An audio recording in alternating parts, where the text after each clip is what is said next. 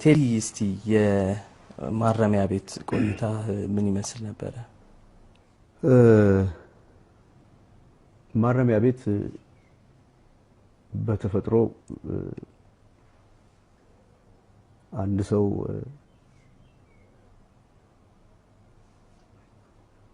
ሊዝናና ማይድበት ቦታ ነው። ስለዚህ ከብዙ ነገር በተወሰነ አጥር ውስጥ መቆየት ነው ትልቁ ነጥብ። ህይወት የራሱ ቅኝት አለው ብዬ ነው ማምነው ነኝ። ህይወት የራሱ ቅኝት አለው። በህይወት ውስጥ የሚገጥሙ ማንኛውም ነገሮች ሲገጥሙ ከተነጫነጭን ቅኝቱ ይጠብቃል የበለጠ። ነገር ግን ማለፍ የምትችለው ከዚህ አጥር ወደዚህ ነው ከተባለ አንድ ሰው ማሰብ ያለበት ከዚህ አጥር ወደዚህ እንዴት መኖር ይችላልው ነው። ምክንያቱም ከዛ አጥር ማለፍ እንደማይችል ካወቀ ያለው አማራጭ ከዛ መስመር ወደዚህ መኖር የሚችልበት እንደሆነ ከዚህ ቀደም አንድ ወዳጄም እንዲህ ሲያወራ አውቃለሁኝና እዛ ውስጥ እንዴት አድርጌ መኖር አለብኝ ነው ትልቁ ነጥብ። ካለው ነገር ጋር መደራደር ያስፈልጋል። እዛ በነበርኩበት ጊዜ ማንም ሰው ተገድቦ መኖር ስለማይወድ ከተገደበብህ ነገር በላይ የተለቀቀው ነፍስህ ምናልባት ውጪ ውሎ ሊገባ ይችላል፣ የትም ሄዶ ሊመጣ ይችላል። በተመስጦም የፈለክበት ሰፈር ደርሰህ መምጣት ትችላለህ። ልክ ሰው በመኝታው ጊዜ በህልሙ የትም ቦታ ሄዶ እንደሚመጣው ማለት ነው። ወይም ደግሞ በመጽሐፍት ሌላም ቦታ ሄደህ ትመጣለህ፣ ወይ በመጽሐፍ በዚህ አድርገህ እዛ ካሉት ሰዎች ጋር እንዴት ተስማምተህ ያን ቦታ በትክክል አስደሳች በጣም አስደሳች ባይሆን ጥሩ ሆኖ አንተንም አስተማሪ ሆኖ እንዲያልፍ እንዴት ተጠቀምበታለህ የሚለው ነጥብ ነው ትልቁ ነጥብ።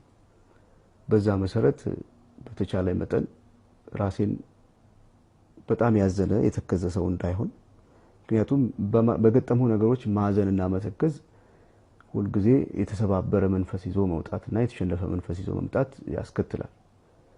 በህይወት ውስጥ እንዲህ አይነት ነገሮች ሲያልፉ ደግሞ ሁሉ ነገር ለበጎ ይሆናል ብለህ ካሰብክ ለበጎ እንዲሆን የተፈጠረና የተዘጋጀ የተፈጥሮ ስርዓት ነው። በዚህ መሰረት እንዲከፋኝ እድል አልሰጥም። ካለው ነገር ጋር በየትኛው ነው ቀጥሎ መደሰተው፣ ቀጥሎ መዝናናው ቤቱ ነው፣ ቀጥሎ ይሄን ጊዜ ማሳልፈው ከየትኛው ጋር ነው፣ እንዴት እዚህ ሁኔታ ላይ መጣው ብሎ መማረር የባሰ ነገሩን ከባድ ከማረሚያ ቤትም ከእስር ቤትም ያለፈ ከባድ ቦታ ያደርጋል። እንደዛ ያደረኩ ነው የቆየሁት።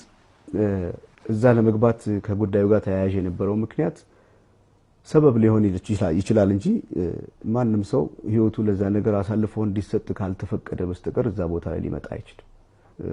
የማንም ሰው የህይወት ስልጣን ደግሞ በፈጠረው በፈጣሪው ስልጣን ስር ያለ ነገር ነው። ለዚህ ነገር አሳልፈ እንድትሰጥ የሆነበት ምክንያት ደግሞ የራሱ ምክንያት አለው። እዚህ ጋር እንዴት አድርጌ ቆያለሁ ብዬ በዛ ሁኔታ ነው ያን ሁኔታ እንዲጠቅመኝ አድርጌ የተወጣሁት። ለብቻዬም ሳይሆን ያው መግዛት ረዳትነት እንደዚህ ነው ማየው።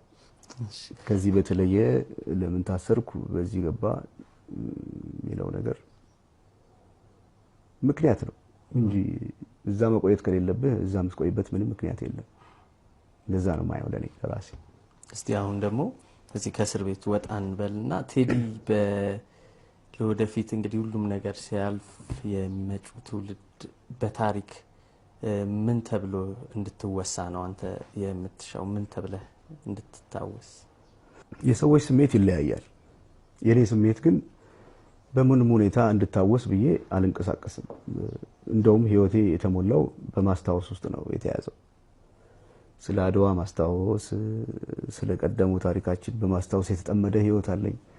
በዚህ ህይወት ለመታወስ ብዬ የተነከርኩበትና የተጋውበት ጊዜ የለም። ስለዚህ መታወስ ካለብህም መታወስ አለበት የሚሉ ሌሎች ሰዎች ናቸው እንጂ ለመታወስ ብለህ የምታደርገው እንቅስቃሴ እውነተኛና ትክክለኛ አይደለም። ስለዚህ እስካሁን እኔ የማውቀው በማስታወስ የተጠመደ ህይወት እንደዛ ነው ማየው። እስቲ ኢትዮጵያን ወይ ኢትዮጵያዊነትን በአንድ ቃል እስቲ ግለጽልኝ። በአንድ ቃል ለኔ ኢትዮጵያ ወይም ኢትዮጵያዊነት ማለት ገዢ ፍቅር ማለት ነው። ኢትዮጵያዊነት ወደ ትክክለኛ አቅሙ የሚመለሰው ወደ ትክክለኛ ኃይሉ የሚገናኘው ሙሉ ፍቅር ሲሆን፣ ሙሉ ፍቅር ለመሆን ደግሞ ሙሉ ፍቅር ውሸት አይደለም። ፍቅር ላለመሆን የሚያስችሉ በቂ የሆኑ የማንደሰትባቸውና ጥሩ እንዳናስብ የሚያደርጉን በቂ ምክንያቶች በዚህ ዓለም ላይ ብዙ ናቸው። ነገር ግን እኛ ሙሉ መሆን ከፈለግን ከቀደመው ነገር ጥሩ ነገር ወስደን ጥሩ ያልሆነውን ነገር እንዳይደገም አድርገን ካሰብን የማንዋደድበት የማንከባበርበት የማንተባበርበት ምንም ምክንያት የለም። የዛን ጊዜ ሙሉ ኢትዮጵያ የሚለውን አቅም እናገኛለን። ያ ሙሉ ኢትዮጵያዊነት ደግሞ ገዢ ፍቅር ነው። ያ ገዢ ፍቅር ተገዢ ስላልሆነ ነበር አባቶቻችን ባድዋም በማይጨውም የተለያየ ጀብድ ፈጽመው ከተገዥነት የጠበቁት። ይሄ የመንፈስ ጉዞ ነው ለኔ እንደማስበው።